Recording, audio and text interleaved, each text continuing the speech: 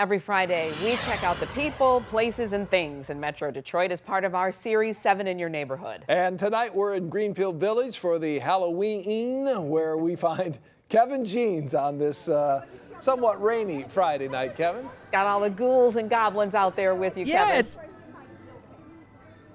We've got some people around me too, I'll say that much. But the rain's let up a little bit. That's helped a lot. And maybe it adds to the spookiness. You know, you walk around, the road's kind of wet too, and really a lot of great things to see here. We're going to talk more about that and more about these characters behind me in just a bit. But I want to introduce you to a really special man who has put decades into Greenfield Village, and he really has worked hard to preserve the history of it, and he's bringing the past into the present. Check it out.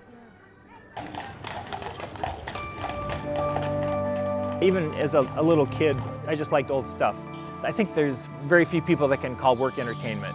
Anytime you need to know anything about this place, anything about the programs, the history, he's a go-to. Jim Johnson is the director of Greenfield Village and began working here in high school as a busboy. Well, that was 40 years ago. I was just 17 years old at that point and actually worked the summer at what was then the Clinton Inn, now the Eagle Tavern. After high school, Johnson headed to college at Eastern Michigan University, returning part-time on school breaks. Every time an opportunity came up, it was brought to me. I said, sure, I'll do that. And, you know, I just kept saying yes. As he became more involved, he saw a new way to educate the visitors. We began a whole concept called living history, where instead of just static buildings where things are just quietly sitting in front of you, we started to bring history to life. Bringing the past to the present and keeping this historical destination fresh and interesting.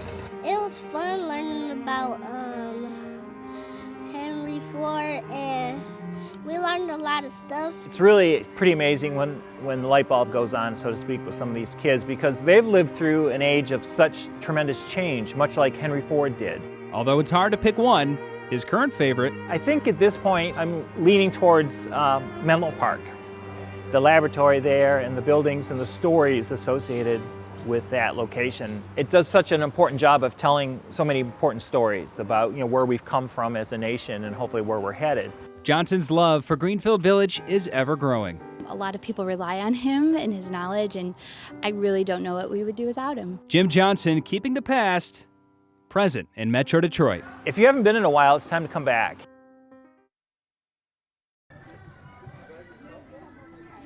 All right, back out live at Greenfield Village. They've got the horses walking around. You see how the jack-o'-lanterns lined up too. Over 1,000 jack-o'-lanterns are going to be lit up, and they even have a team of people just with lighters to make sure that the pumpkins are still lit. And everybody in costume. Alice in Wonderland behind me. Hi, guys. Oh, we're having fun. All the costumes are out. I mean, it's Halloween, and this event's going to be going on every weekend through the month of October from 6:30 to 10 p.m.